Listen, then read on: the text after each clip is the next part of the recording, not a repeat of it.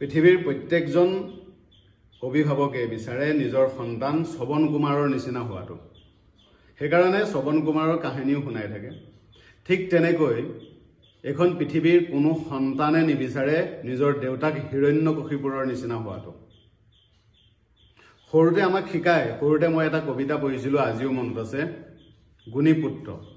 মূৰ্খ পুত্ৰ হয় যদি 100 বা 1000, সিহঁতৰ পৰা নাই একো উপকাৰ।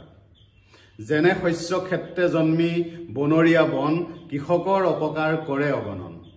যি বংশত সৎ মূৰ্খ বহু পুত্ৰ হয়, সেই বংশৰ নাম হয় অৱশ্যে বিলয়। যথা সৰু বৰে শোভে প্ৰফুল্ল কমল, গুণীপুত্ৰ গণে কৰে বংশক উজ্জ্বল। গুণী শিষ্ট পুত্ৰ যদি এটিয়ে হয়, অনেক মূৰ্খতকৈ সিয়ে শ্ৰেষ্ঠ হয়। এক ছন্দে জগতৰ অন্ধকাৰ হৰে, অসংখ্য তৰাই তেনে কদাচ নোৱাৰে। এই কথা আমাক সৰুতে শিকায় আৰু আমাৰ প্ৰত্যেকৰে মনত থকা প্ৰয়োজন।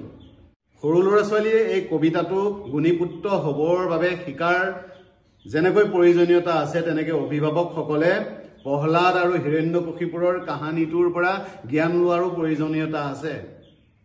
পুত্ৰই সদায় যে শ্ৰৱণ কুমাৰ হ'ব এইটো জৰুৰী নহয়। দেউতাকেও মনৰ ভিতৰৰ হিৰণ্যকশিপুৰৰ স্বভাৱবোৰ এৰি বন্ধুসুলভ দেউতাক হ'ব লাগিব। তেতিয়াহে পিতা পুত্ৰৰ সম্বন্ধটো সুন্দৰ হ'ব। বহু জেগাত দেখা পাইছোঁ হিৰণ্যকশিপুৰৰ দৰে প্ৰহ্লাদক অত্যাচাৰ কৰাৰ দৰে দেউতাকেও সন্তানক অত্যাচাৰ কৰে।